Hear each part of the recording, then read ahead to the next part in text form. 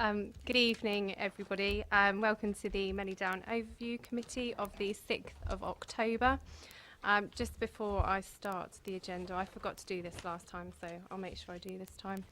Just to run through the fire evacuation procedure. There are no fire alarms scheduled for this evening. Therefore, if the fire alarm sounds, please evacuate the building immediately. The fire exits are located at the rear and side of this room. Go down the stairs and meet in the War Memorial Park. Just to note that this meeting is being webcast, and just a reminder please for mobile phones to make sure that they are either off or on silent. Okay, if I move on to, I don't have any apologies for absence or substitutions. Are there any declarations of interest? Councillor Ms Jones. My daughter works for Remarkable, so I have a non-pecuniary interest. She lives and works in London and isn't working on this project. Thank you. Councillor Potter. I mean, looking at the minutes of the last meeting quickly, I mean, could it be recorded as we did then, really, in regard to my interest as well? And obviously Councillor James has spoken for herself, really, but the way it's recorded there is fine. If we can repeat that every time, please. Yes, that is fine, although I think before you still have to acknowledge it, but yes, I'm sure we can keep. No, practicing. okay, I'll, you know, through the same process, really. Yes. My partner's daughter works for Remarkable. Yeah. I have no, et cetera, et cetera. Yes, Okay, that's fine. thank you. Thank you. Urgent matters, there are none. So moving on to the minutes of the meeting on the 13th of June. Can I take those as read and everyone's happy? Although there is one slight mistake which I have noticed, but it's only a tiny one, so I'll pick that up after. But everyone's happy with the content. Fine. So if I move on to item number 5 and pass over to the portfolio holder. Just before I do, obviously I think their faces are becoming quite familiar, but we've got Scott Morrison from Pinsent Mason and Jerry Freeman from GVA with us tonight as well. Thank you, Chairman, and good evening, everyone. So, agenda item 5, the report there is a general update on progress since we last met, and I can confirm the overall position is good, that we are on track in terms of our public consultation, and with a view to submitting an outline planning application by the end of this year. And we're also making good progress in the procurement of a private sector partner or partners for the middle of next year. And then obviously the ultimate goal of beginning work on site at Manydown at the beginning of 2018. So you'll see in this report that there are updates on the dialogue we're having with the local planning authority in relation to the draft development brief. There's been good work between officers on that, and that's ongoing. As part of that, as you know, we've entered into a planning performance agreement with the LPA. There's an update on discussions with Network Rail on the railway crossing, and that's now we've got a better definition of what land may need to be set aside to enable a railway crossing. Environmental impact assessment, an interim EIA summary has been submitted to the local planning authority. We've got updates on the progress of neighbourhood plans surrounding Manydown. As we all know, the Oakley neighbourhood plan has been approved, and there's now work going on for a neighbourhood plan for Wootton St Lawrence, and the team here will ensure that information is fed through to those responsible for the work at Wootton St Lawrence. In terms of the all-important public engagement process, that is ongoing, and we've had the proposed master plan consultation going on since the 1st of September, and it's coming to an end on the 13th of October, and Richard, as the lead officer, will be able to give you any update on the sort of level of interest we received and the sort of comments we've been getting from members of the public. But I think generally speaking, it's been pretty positive. There have been, I think, 4 exhibitions that have taken place, which members of the public have attended.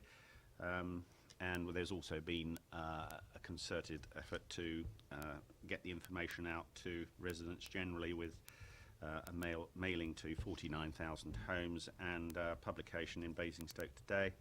And we've also been in touch with 500 community organisation representatives. In terms of the planning strategy, the 2 councils have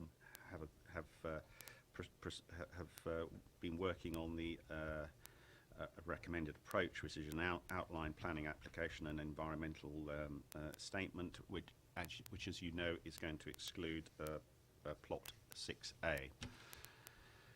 The planning application will be an outline and will set out proposals for land use and quantum of development, and will also give detail on access points onto the A339 and the B34000. We had a members' briefing where a lot of this was covered in August of this year. And we've also been putting together a pre-application submission to the local planning authority, and I think there's a meeting coming up on that shortly, isn't there? Next Tuesday, right, okay. As throughout this process, we are receptive to feedback from members and from community groups and from members of the public before we actually go forward with the outline planning application. There's another section here which covers the community infrastructure levy, the SIL. This council approved the draft charging schedule in July of this year, and as landowner, in conjunction with Hampshire County Council, we have submitted full representations on this draft SIL to protect our interests as landowners, and so it's expected that those representations will be dealt with when the SIL draft charging schedule is submitted for examination in January of next year. Richard can answer any questions in relation to the DCLG scoping and feasibility studies update. I'm told it's the next agenda item. Fine. Okay. And then there's also an item here about the budgets for our work on Manydown, covering both the 2015-16 period, where we are slightly over budget at £804,833. Sorry, slightly under budget against a revised budget of £812,288. And it's worth noting that just short of 800,000 of that expenditure, in fact the bulk of it, is potentially recoverable as part of the costs involved in taking forward the development of the land as part of the agreement we have with the Manydown company. Then there's a budget here for 2016-17, where our projected expenditure is going to be 1.23 million on Manydown. That obviously includes the costs of staffing, consultancy support, master planning and planning application fees. And that is in excess of the budget of 995,300. So we're going to be requiring additional funding of £244,000, which will be matched by Hampshire County Council. And I think that pretty much covers all I need to say at this point, other than if I refer you to the appendix,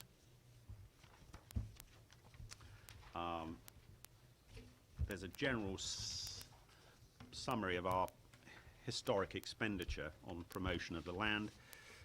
You'll see that between us, the two councils have spent £3.8 million. So £1.9 million of that is recoverable potentially by this council, with the balance recoverable by Hampshire County Council. We've also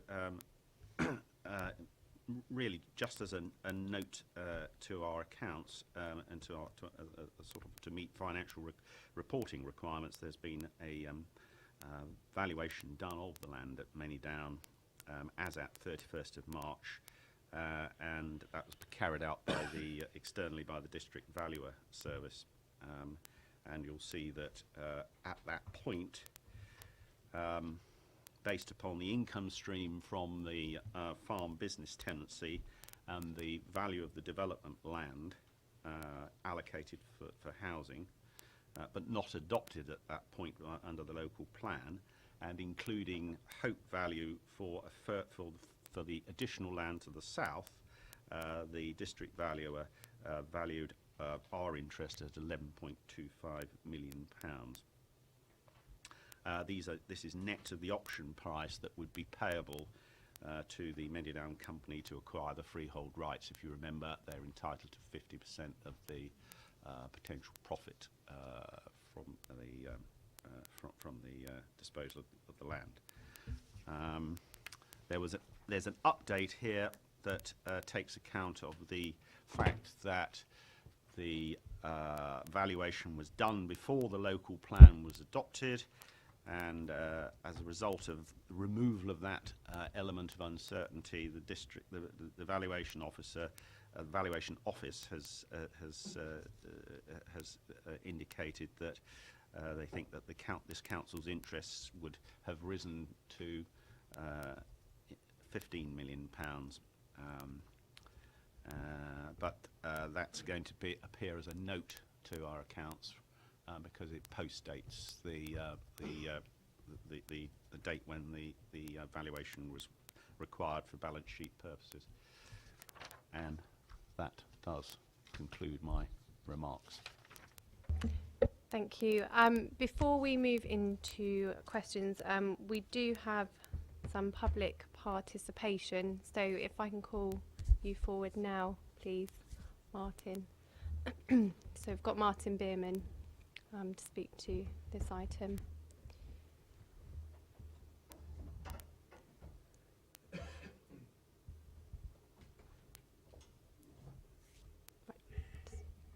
2 minutes, okay.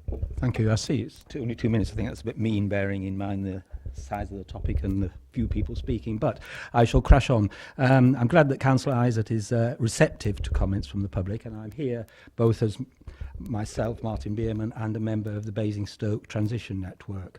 I wish to address particularly paragraph 3.2.4 in your agenda, and that refers to basically the 4.5.4, and that is in relation to the SPD. I've got both a couple of questions and a comment. To me and many others, climate change is one of the most serious issues facing us all, even more important than Brexit, would you believe?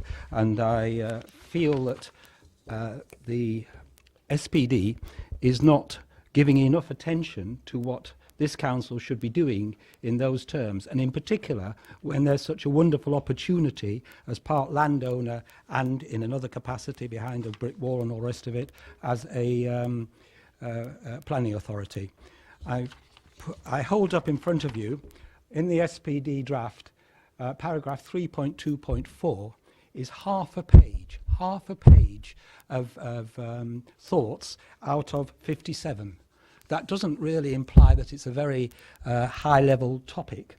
And as I say, when one gets to outline applications, that is the moment to be dealing with things that are of a strategic nature. You've got just under 30 seconds. Well, Thank you. I think that's appalling, but I obviously have to listen to... I've not... I will exercise discretion, obviously, but, you know, it is 2 minutes, but Carry on. I won't take advantage of it, but I do feel that this is, as I say, very important.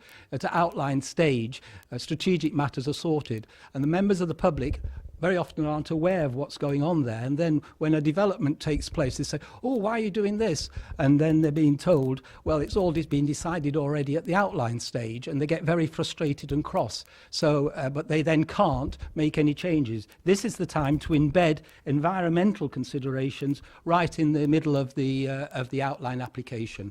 And they're not there. And as I say, these are just the weasel words that I find particularly offensive are development to a standard of sustainability over and above the regulations is encouraged. That has absolutely no force. That will be laughed at by any developer who's not minded to be particularly thoughtful on that particular front.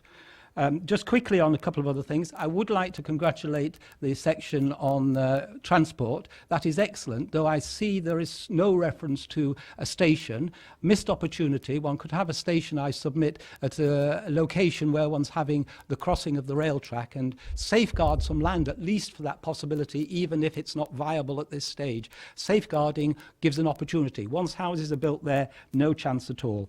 And lastly, Richard very kindly was handing out the SIL document. I don't know whether what I'm going to ask now is in that, but I just wanted to ask if we're forced to pay SIL, or if the council's forced to pay SIL, can it still deliver the 40% affordable housing and the necessary 106 contributions? And with that, I'm very pleased to receive any questions anybody might have. Thank you very much, Chair, for your indulgence. Thank you. Okay. In relation to the questions that have been asked, obviously, would you like to reply now?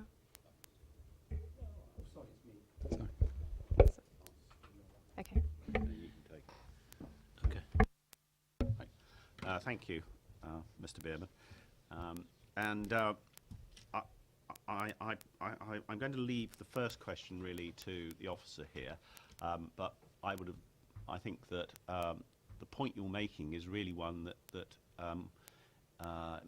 would be best addressed to the local planning authority rather than to us, to me, in this context as the representative of the landowner interest. But let's see whether Richard takes a different view on that.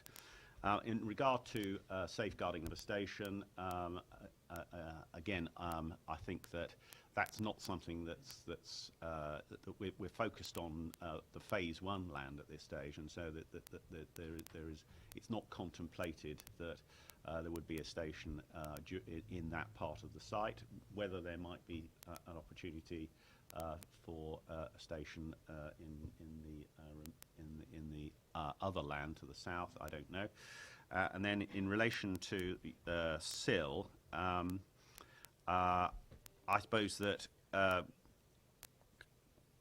it is a priority for this council to deliver 40% affordable houses at Manydown, and I think it's therefore very important that nothing is done that puts that at risk and endangers the viability of the Manydown development, and that's why this work on SIL and making representations in relation to SIL is important, and that's why we've made these representations, and that's why they're going to go to before an independent inspector in January.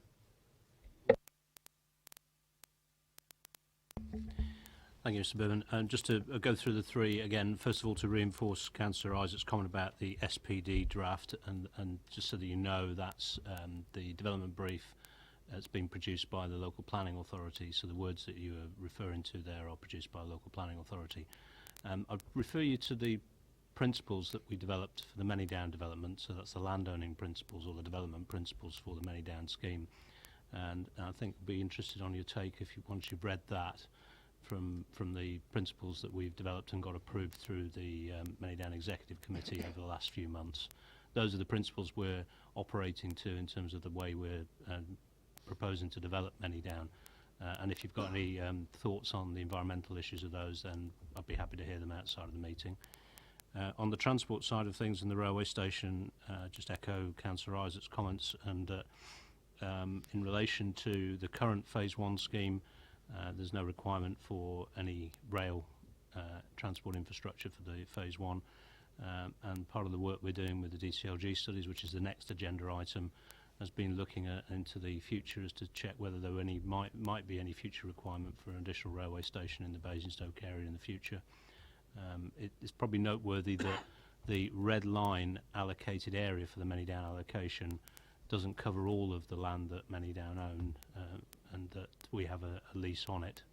And so should that be the case, and should the location be in an area where we have a lease, then clearly once the rail authorities and transport authorities, if they'd reached that position, needed to ask for land to be safeguarded, then we'd be able to do that, but we're not in that position yet, and that's something that's a longer term study and not related to Phase 1 of this project.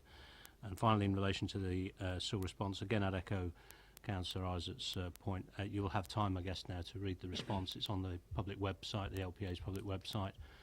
The conclusion does refer to a serious risk that 40% and Section 106 contributions might not be able to be made if a SIL payment of £60 a square metre is applied to Manydown.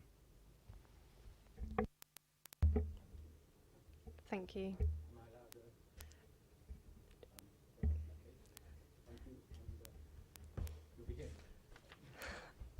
Okay, so if I can open up to questions from members, please.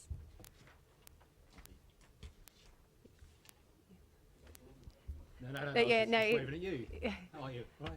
Councillor Harvey, do you have a question? I was Yes. waiting to see if anybody else went first. Off you go. Looking at what Rich has put round briefly, skim reading it at quite a considerable speed, trying to take it in, appreciating it, and thank you.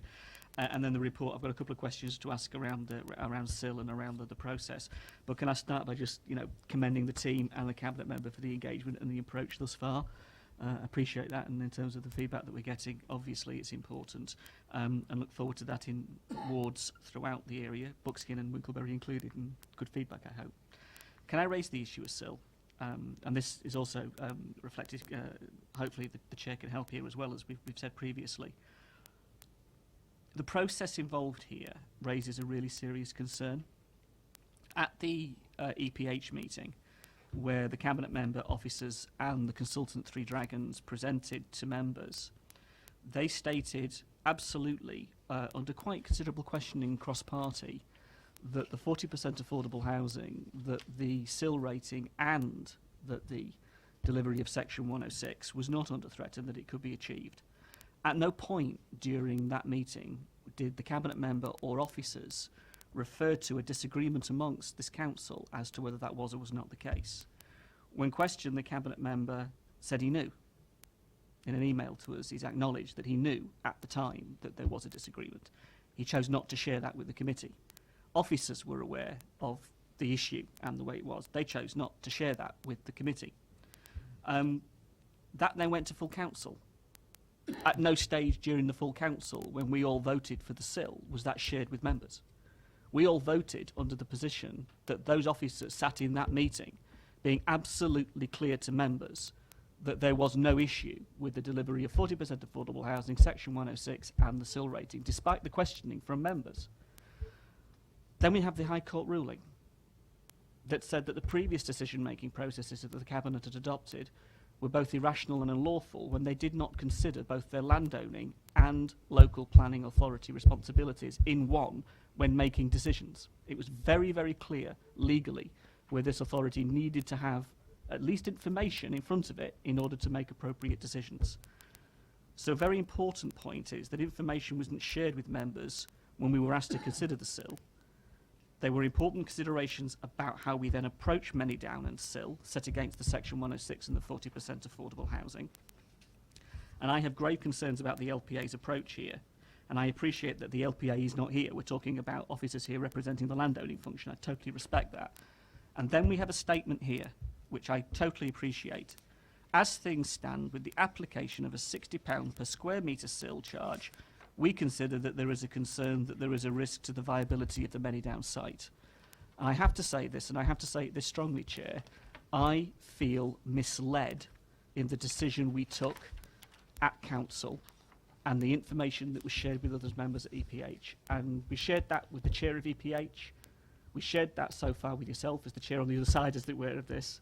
And I don't know where we go with this, because I feel personally misled. And I don't know how we deal with that. But it is a matter that needs to be taken up and it needs to be resolved in an appropriate fashion. It won't be resolved in this meeting, I totally respect that. But the process point, I think, is incredibly important. The substantive we can talk about, but the process of the way members were treated, I think, is a matter that is a constitutional matter that needs dealing with outside of this meeting. So that's my question, that's my point to start with. I'm sorry, it's a heavy point to start with, but it is incredibly important. Yes. Can I also follow on from that? Because I was at the same meeting of EPH, and I directly asked the officer, but I directly asked the cabinet member, could Manydown sustain the 40% affordable housing? Because we had real concerns. And I couldn't understand why there was such a leap. And we were reassured that we could. And if you look at the webcast in relation to full council as well, I again stood up in full council and said that we would support this on the understanding that that this seal charge would deliver 40% affordable housing, and Councillor Ruffles said yes, it would. And again, I feel very concerned about the way that we haven't been given the same information as others, and I think that we need to look at this, and I think it's a very worrying trend.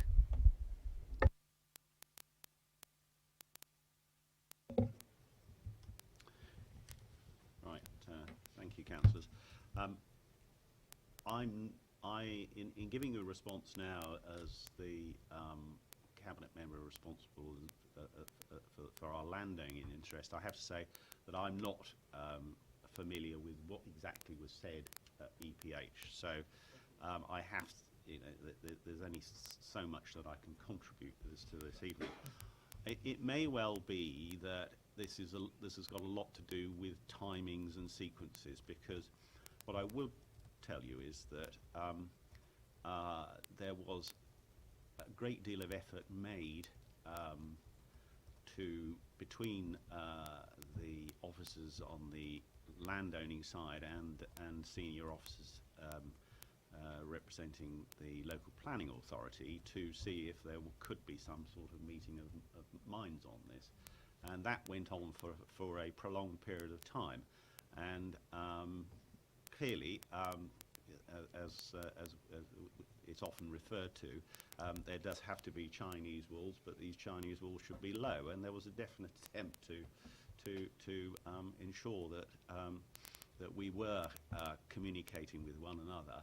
But at the end of the day, what's been at the sort of fundamental point here is that we've got advisors for the LPA whose views are different from the advisors representing the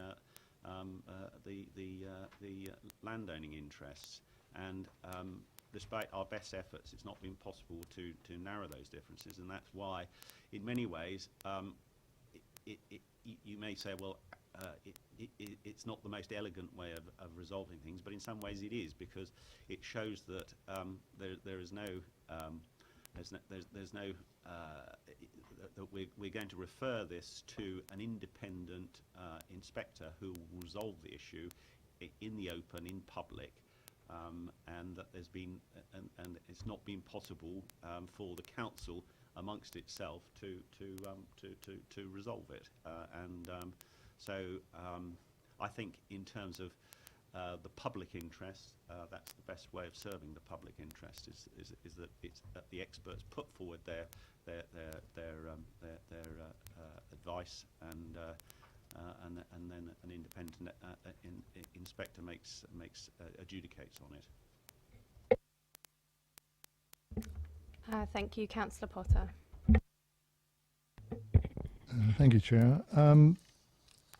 Would it be subjectively, if I draw a comparison between the advice that the landowner has available and that the LPA has available, I mean, there's no contest. I mean, I am much more confident about what the landowner has available to it, what Councillor Isaac has available to him, as against what's available through the LPA. And I'm dismayed, really. I mean, to be frank, I have little confidence in Three Dragons, and that's born out of previous history as well, really. And in many ways, if this wasn't so serious, it would be funny, nearly. I mean, after the history of Manydown, where we have come from and where we are now and what we're seeking to do, to end up with a situation where, as this document says, and Councillor Harvey's already quoted it, as things stand with the application of the £60 square metre sill charge, we consider there's a concern there's a risk to the viability of the Manydown site.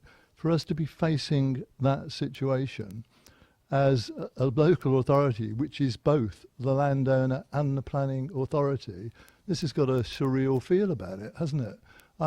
It's a nonsense. All of it is a nonsense. And for us to be going down this path, and I guess from an LPA position, it's described on the basis of public transparency and all the rest of it. But we have, it seems to me, overriding, somewhat philosophical on occasions, arguments that we can advance about the special needs of Manydown and the special position that this council finds itself in, having had the history of where we've come to and the rigours of the High Court decision, all the rest of it that we've gone through, to arrive now in 2016-17 in a position where we're being told, because of the imposition of SIL, this may not be viable, is an absolute nonsense. And we're talking about not insignificant sums of money. Obviously, we're talking, you know, depending on how you work the square meterage out, something around £25 million, which in the context of what we are seeking to do is a lot of money. And I just cannot get my head around this. I mean, I just find the whole thing bizarre, really, and perhaps I'm very simple on this, really. I even made the point when it comes to the briefing next week, really, where the right hand and the left hand don't seem to be talking to each other about the arrangements for that. And I said, for goodness sake, this is one authority. This is really playing a game that is absolutely unnecessary now, especially with the High Court judgment in regard to this mystique about the Chinese wall. And I am fed up with it. I don't think the public would understand this, quite frankly.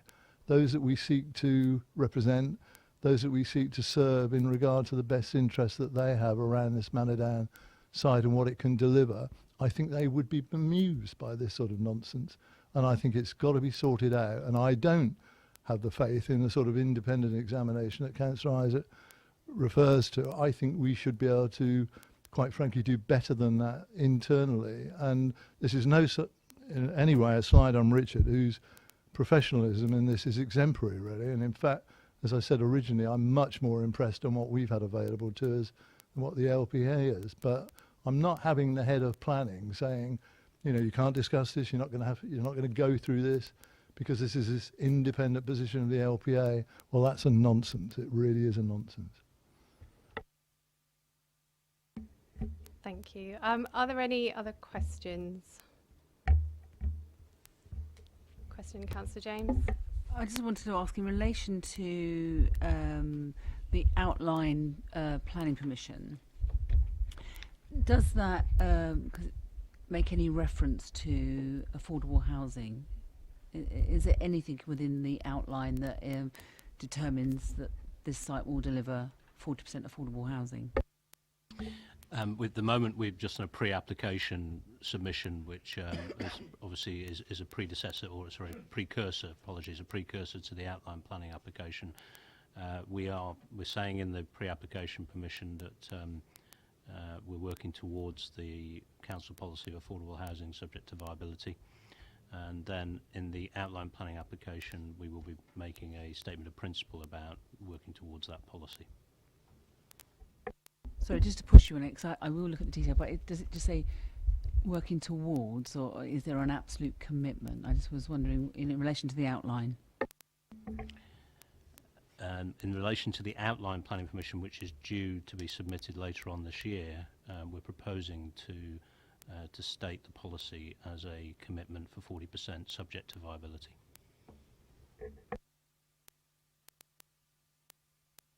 Are there any other questions? Two comments. We'll get on to comments in a second. Councillor Richards. Thank you, Chairman. I mean, it's a silly point, really, but page 15 and 16 That's paragraph 4.1, 4.1.4 and 4.1.5. Actually, what is the difference between those two? Is it just a duplication, or they are slightly different? I see one's only 4 lines and the other is 3 lines, 5 lines long. Is that right? Yeah, but they're the same, are they not? Sorry about that. Yeah, I spotted it. It is pretty much duplication. Councillor Miss James, did you have another question? It's fine. Okay. Well, I'll open up to comments, points, debates. So, Councillor James. It was just 2 comments. 4.1.2, it's got what I believe to be the most appalling phrase ever used in a report anywhere, where it says revised budget, because you have a budget and then you have an actual, and you obviously have progress. But I don't like seeing a revised budget unless you've got an original budget next to it, because we all tend to stick to revised budgets because we revise them to make sure we do. And with a scheme of this magnitude and this cost, I'd like to see the original budget and then see revised, and so I can see a pattern forming, because quite often I think we redeveloped a shopping centre where we got very close to hitting our budget, but we revised that budget several times by several millions of pounds, and we probably can't afford to do the same on this. So I mentioned that one. And the other thing is just to comment on the seal. Bear in mind, if we pay the seal, we're paying it to ourselves.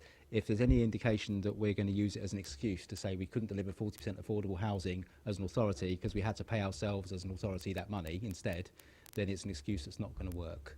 And we'll be watching carefully. Just a point on the revised budget, Councillor James. I think it was this time last year we took an uplift, a revise of that budget through the Manydown Executive Committee pretty much this time last year. So the revised budget refers to that figure that we then settled on halfway through the year. Yeah, okay, yeah. Councillor Harvey. Thank you, Chair. Could I just put on record a point about that which Councillor James has just said?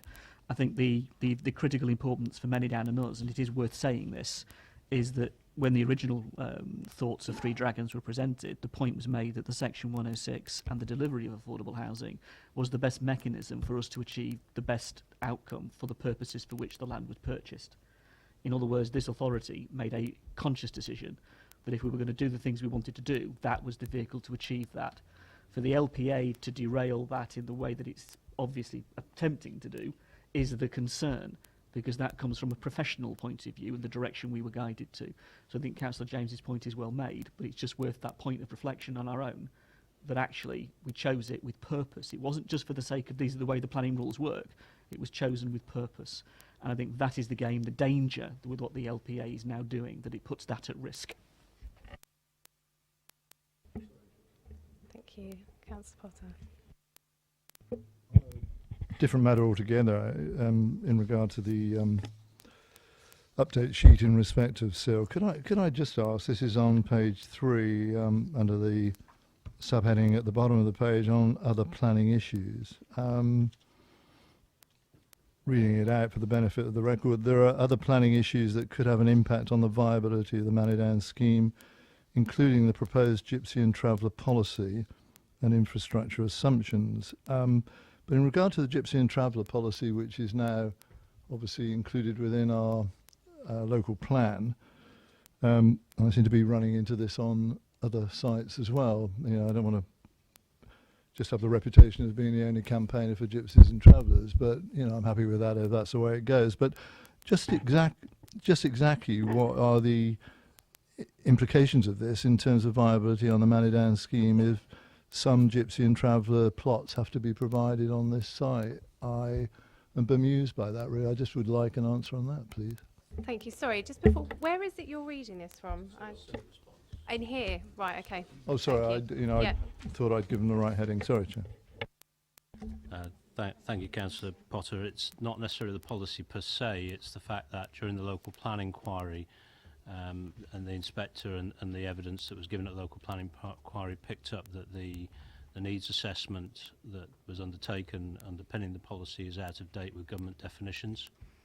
And so the issue we have is that before we put the outline planning application in at the end of the year, we would like the needs assessment updated in accordance with the current government definitions to do with gypsy and travellers. So it's not the policy per se, it's the application and the way that that needs to be reviewed in the light of changes to government policy.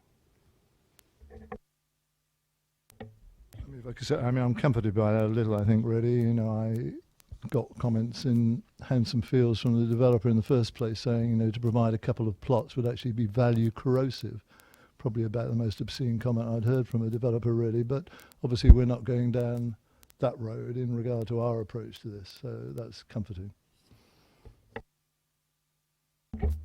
Thank you. Councillor Harvey. Thanks, Chair.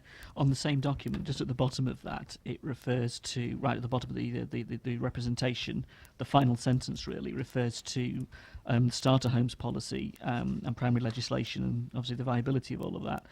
Can I just say, in terms of that policy, with the changes that appear to be being talked about with rented accommodation and the changes in focus that might lead to the starter homes policy, as it were, being dropped in favour of other tenures. Can I welcome that from a government point of view? It's about time, but that obviously has really important implications for us and the way we take it forward. So I'm hoping that that legislation, that the government gets on with the job, drops the starter homes initiative, which it said it will do. Gavin Barwell's committed himself to that, and we see some better policy coming forward, because that's going to really help us on this in terms of the direction of travel we want to see. Thank you. Is there anyone else? Okay. If I can then just take us back to, if I can find it.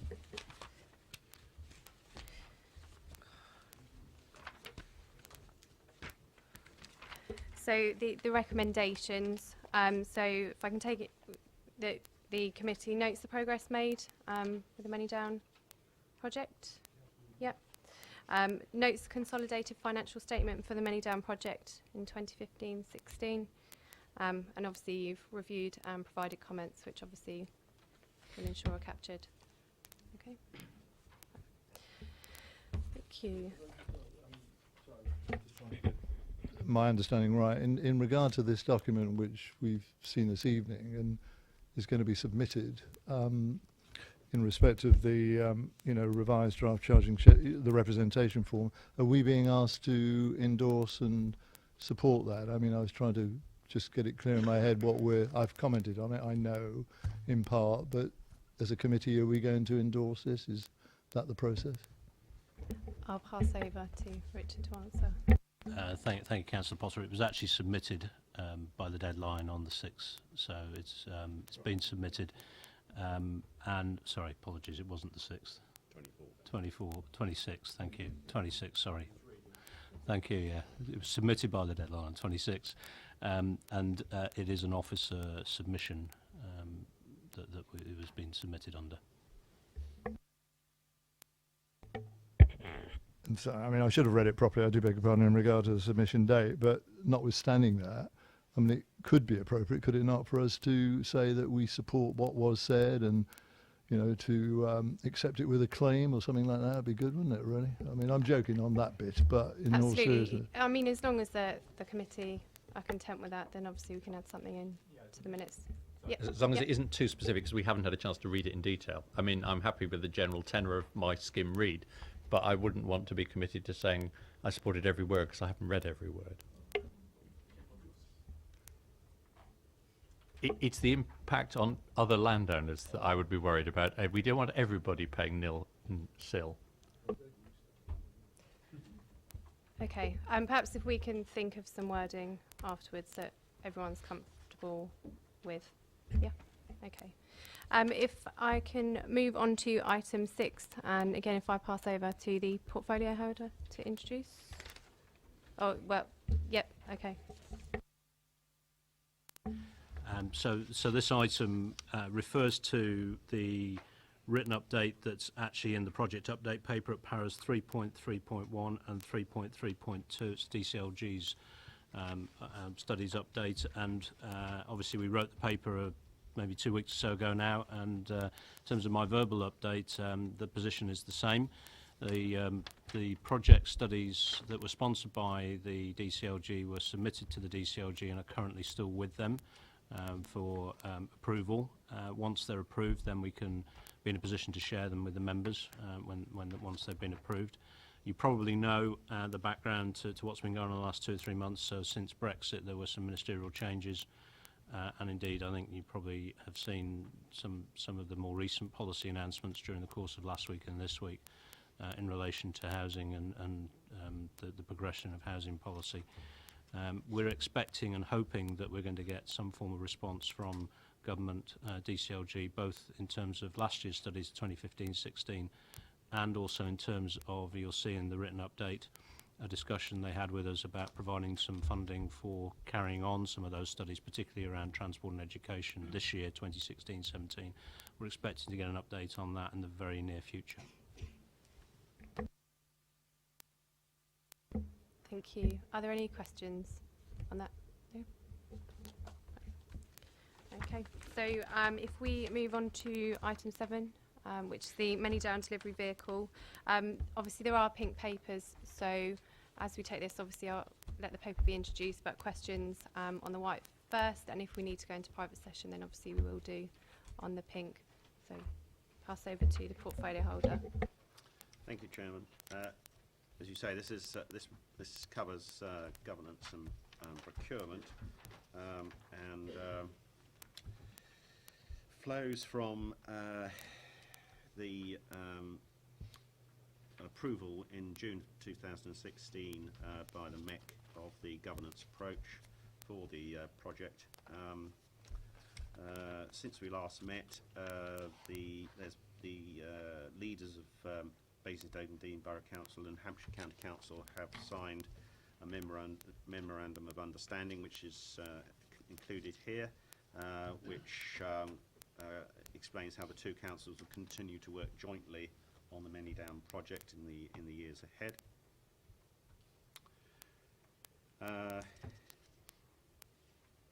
We are, in terms of the procurement of a potential private sector partner, we are in the we're now in the at the end of the PQQ phase, and Richard, I'm sure, can answer any questions you may have in relation to that and what we can tell you in relation to that. Based upon the advice we've had, particularly from Pinsent Masons, as you know, we're proposing that a top co will be created by the two councils to provide oversight for the project as a corporate vehicle. Based on their advice, it has been agreed that the corporate vehicle will be a limited liability partnership structure, because that is consistent with the purpose and funding of the purchase of the Manydown lease in 1996, and is aligned with the project objectives that MOC and MEC have approved previously. There are also tax advantages for us in that the two councils can be can have their tax treated separately, but through an LLP vehicle. You'll see that there is reference to as an LLP, a public body. The primary purpose is to be non-commercial, but it's clear that that does not mean that the organisation will not pursue strategies that maximise financial returns. And if it was necessary to establish a limited company, this could be done as a subsidiary. The paper then moves on to cover continuing democratic oversight of our work on Manydown, and essentially the proposal is that we continue with the existing arrangements, obviously modified to take account of the fact that we would have a top co and a dev co, but you'll see in the report what's proposed here, including also an annual review by the audit committee. The report then goes on to restate the timetable for the procurement of a private sector partner, with the idea that we select that partner by June of 2017. There's an update on the further dialogue with the Manydown Company Limited in the report, and the next steps are that approval will be sought from at the MEC on the 25th of October to the proposed TopCo corporate structure. And that concludes my remarks.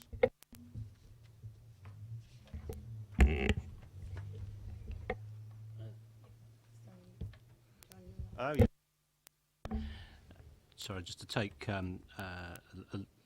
trouble to update the committee just on terms of the phasing of the procurement exercise. So on page 29, there's a table under para 3.4.3, and as Councillor Isaac said, we're at the end of the PQQ, which is phase 2, and entering into the outline solutions stage, which is phase 3, and it says the end of September. We're probably about a week to 2 weeks late on that, so we're just about to enter the outline solutions phase at the beginning of next week. So about a week or 2 week delay as things stand at the moment. Thank you. Councillor Richards. Yeah, thank you, Richard. That was excellent report. Can you give us any further update on the PQQ? I mean, any idea of how many partners you have a firmer idea of how many partners you've talked to or have shown interest or have come forward? I realise it's confidential, but as much as you can give us. What I can say is we were pleased by the level of submissions and the quality of submissions, and we're also pleased, and when I say we, it's not just Basingstoke and Hampshire councils, but also our advisors, so Pinsent Masons, GVA and KPMG, who are helping us through this process. We're pleased with that quality of companies that have come forward, and there's a really good a set of companies that are potentially aligned with what we want to do. So despite Brexit worries, despite other issues on other sites elsewhere, we've been really pleased by the level of response we've had by the market. Councillor Harvey, please. Thank you, Chair. It's good to know post-Brexit that they see us as a good opportunity, really, and you know, as ever, the public element of that is a key part. So I think that's good news. Can I talk about 331, the democratic oversight bit? And forgive me, it might be my lack of reading this properly, but do I read it right that for phase 1 of the project, which will be governed through TopCo and DevCo, this would be through quarterly updates to the MOC? So the Manydown Overview Committee would get a quarterly update of those minutes, and those it would be a report, if you like, presented to the MOC. Have I understood that correctly? Yeah, that's correct, Councillor Harvey. I mean, once phase 1 goes into TopCo, DevCo, then the MOC and the MEC will get quarterly updates of the progress. Sorry, Councillor Ms James, did you have your... You did. Thank you. Mine was in relation to devolution. How is that factored into this in relation to risk assessment or qualities? There's no reference to that, and has that been considered in relation to this partnership?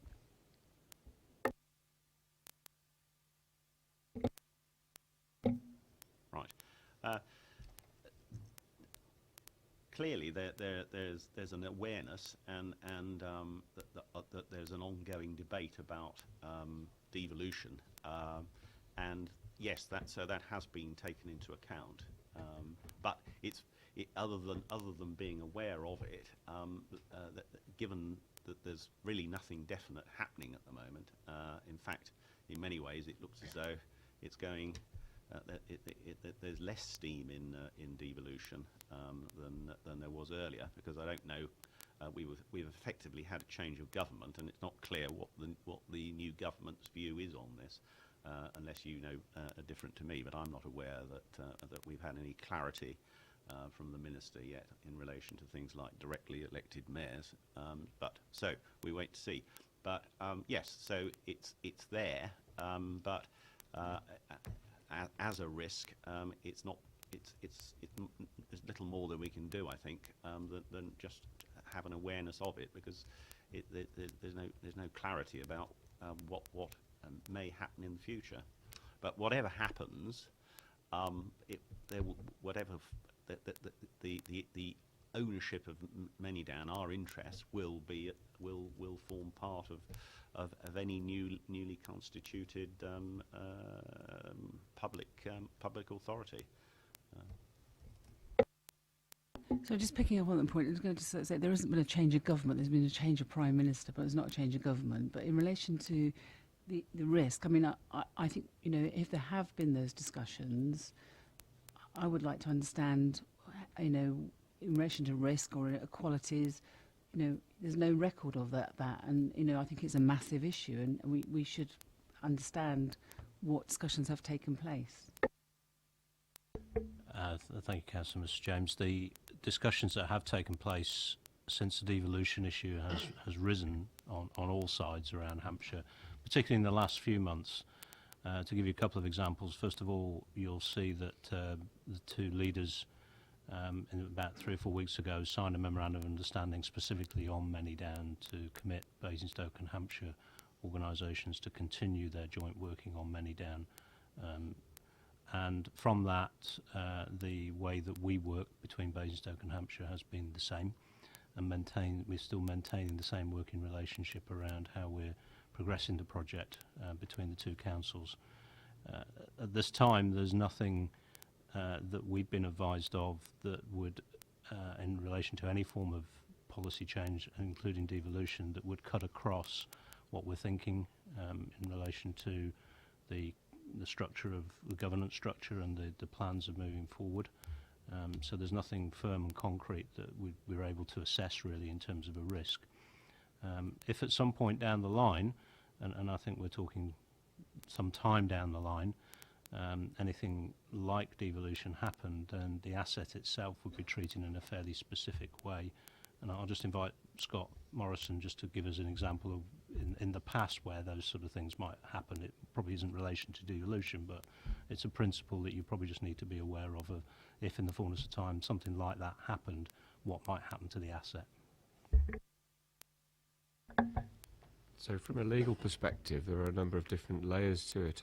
Any scheme of statutory transfer which would affect that would effect a statutory transfer of assets and liabilities as part of that, despite whatever contractual arrangement was in place.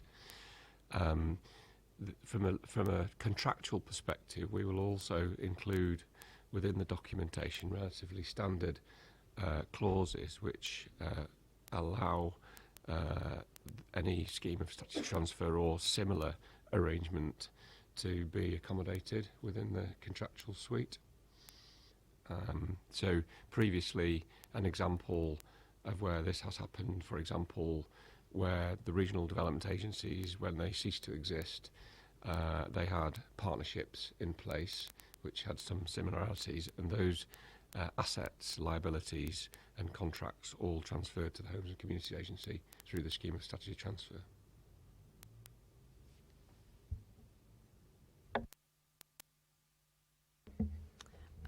I've got Councillor James and then I've got Councillor Potter. Thank you, Chair. It's going back to the risk issue again, and looking at 3.4.3 and the phase 1, 2, 3, 4, 5, etc. When we've looked at getting private sector partners in the past, it's not always been a huge success. And obviously the leisure park is an example which Councillor Harvey will remember. We've watched videos of very exciting things happening, and when it actually came down to the process, we had very few bidders, or tenderers if you like, and when we got to the end of the process, some of us may feel that what was offered didn't meet the criteria of what we were promised or expected. With a scheme of this scale, there is a risk that, bear in mind the financial contribution up front that would have to be made by the development partner, which is quite a significant amount of money, we might whittle down very quickly on the number of partners we have, and then we get down to a very small choice, and that small choice may not put everything on the table that we want. We've got our objectives. Within those objectives, there must be red lines. If we get to phase 5, and you're looking at the final tenders, and none of them achieve our objectives or prepare to meet our objectives, at what point do we say we're going to have to walk away and rethink whether we go for a different structure and break the site up or whatever else we do, or do we just press ahead with it says here preferred bidder, what I don't want is a preferred bidder who's not up to the standard that we require. At what point do we walk away from the table and say we need to rethink, or are we going to end up with a outlet store in the middle of Manydown? I don't know, but what point do we walk away? Is that, I mean, the risk, it doesn't mention it, obviously there's a risk register somewhere which isn't included in this. Is that risk register clearly marked when we as a council walk away to say we haven't? I mean, I hope it doesn't happen. I hope we get a lovely person who wants to build us lots of houses and can deliver 40% affordable, but it's about risk. Because we're now a couple of months away from, by April, May 17, we're in a position where we might have to say, actually, all these tenderers, none of them deliver our objectives satisfactorily. What do we do? I'd like to have a good idea of what we might do before we get to the point where we say, what do we do? If that makes any sense. So yes, there is a risk, and when you go through a procurement process of this scale and magnitude, there's always a risk that you may not quite get what you're looking for. And what I would say at this stage in the process, and indeed through the next two stages, the outlined solutions and the detailed solutions, is that all the documentation has been structured on the objectives, the principles that have been discussed at the Manydown Overview Committee and approved by the Manydown Executive Committee, and also the evaluation framework that was discussed at the Manydown Overview Committee and approved at the Manydown Executive Committee, where again emphasising our vision and objectives and principles, and there's a strong degree of emphasis on quality. Subsequently, when we get to the detailed stage, we're getting a bit more emphasis on price, but we're trying to make sure that we get a partner or a consortia that would enable us to deliver the vision that we've set out and we've discussed and approved through the committee processes, and that is our absolute focus. We're hopeful that we're going to achieve it from the range and quality of the bidders that have entered the procurement process. We are hopeful we're going to achieve that, but there's always a small risk that if you get down to that point in sort of around phase 5 time, that we can't drive the level of contractual agreement we want to at the right price and the right quality, that we may have to come back. And we'll then have to reassess at that point. But right now our kind of primary strategy is to proceed, because what we're seeing so far gives us confidence that we are going to get someone we can do business with. To confirm for the record, we are prepared to walk away if we feel that this, and I think this is probably the right approach, certainly all the studies we've done, but if this approach in terms of structure is not going to deliver our objectives, we're prepared to walk away and look at either a re-tendering exercise on a same or different structure, rather than accept something that's not going to meet our objectives and principles. Ultimately, yes, but that's really not the approach that we're taking here. You know, that we are a considerable amount of work and due diligence has gone into this, and the parties that have expressed interest so far are very clear about what our objectives are and what our capabilities are as partners and public sector as two councils. And so I'm confident that based upon particularly the level and quality of interest that we received at this stage in this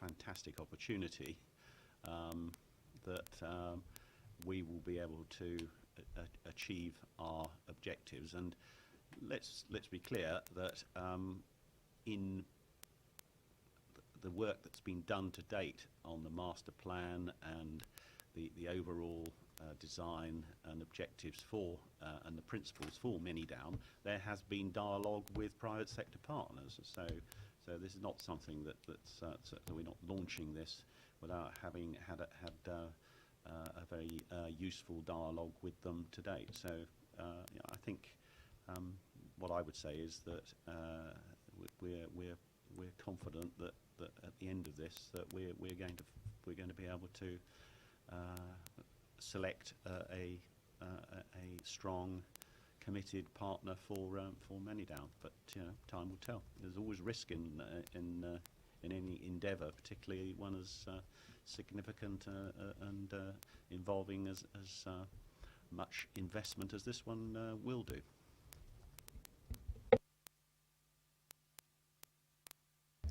Councillor Potter, please. I wonder if I could just, I mean, it's in the main paper. So I'm sure perhaps with your agreement, Richard could give a conditioned response to this. But in terms of paragraph 351, which talks about the dialogue with the Manydown company, which is taking place, has taken place, and is continuing. I understand, I think, the background to that, of course, but I was intrigued by the word material in parenthesis on the penultimate line there. The council is to provide material information to the Manydown Company Limited on the progress of the report. I mean, information on the progress, I understand. I just wondered what that meant, really. And could I also, as far as I can go, just ask for a comment in terms of the way those negotiations are going, good or bad, I guess, would be the very clear definition, I guess. But I mean, are we still getting on well with the Manydown Company? Thank you, Councillor Potter.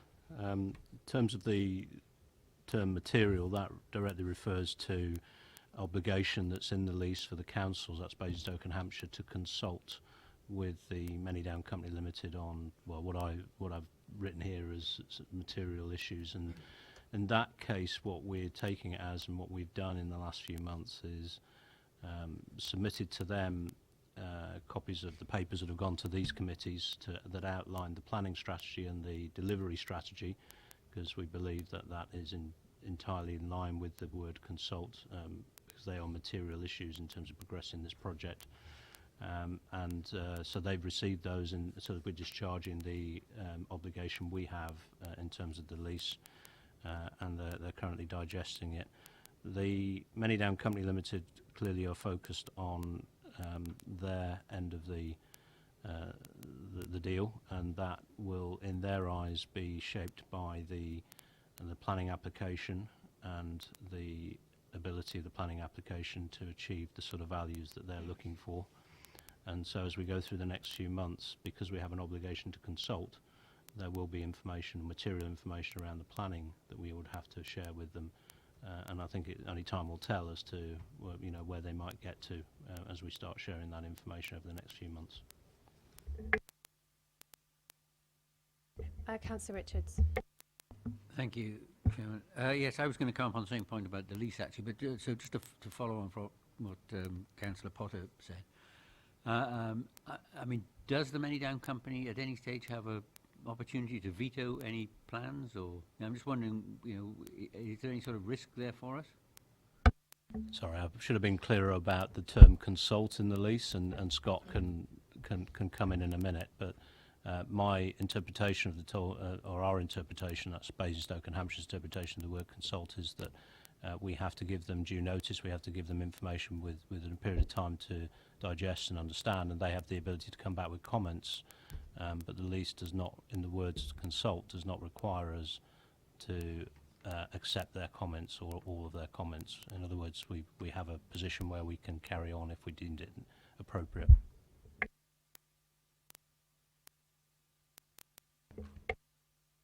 Thanks for that answer. Actually, no, just another thing for clarification. This is me not really understanding the thing correctly, I guess. But you talk a few paragraphs further down on these corporate implications. Paragraph 4.1.2, in general, the corporate structures will have two types of financial arrangements. Operating finance to fund day-to-day activities and development project finance. What actually do you mean by that, two types of finance?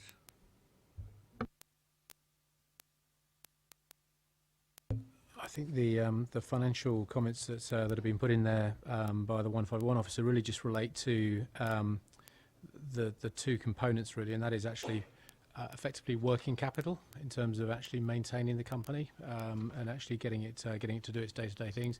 And the secondary issue is really, as you once you've got a scheme that you're then looking to develop, you need to then go to banks and raise development finance. So you're raising debt through third-party banks. So those are the working capital arrangements, and then separate funding that you'd go to secure through a bank or other institution to actually progress the scheme.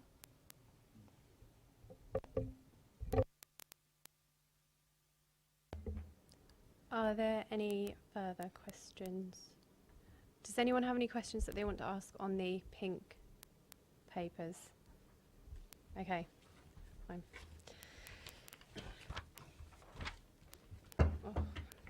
anything?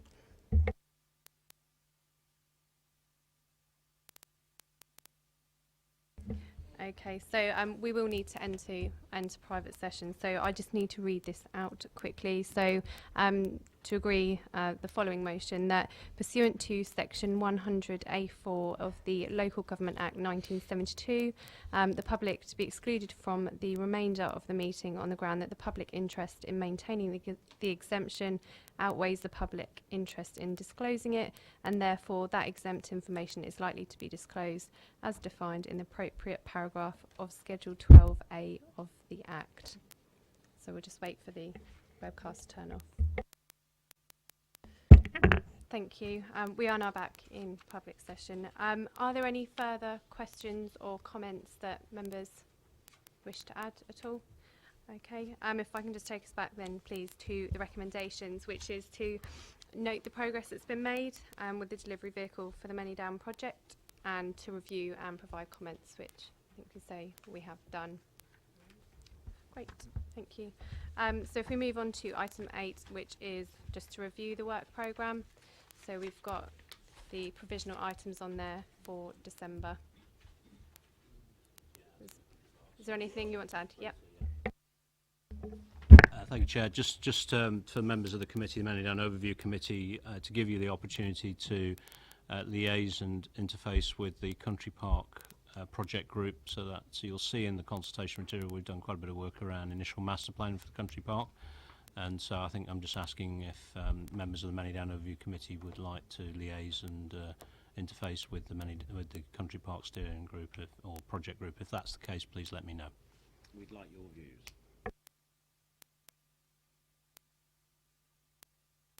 Fine. Great. Okay.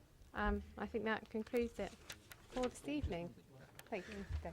Yes. Thank you. Thank you all.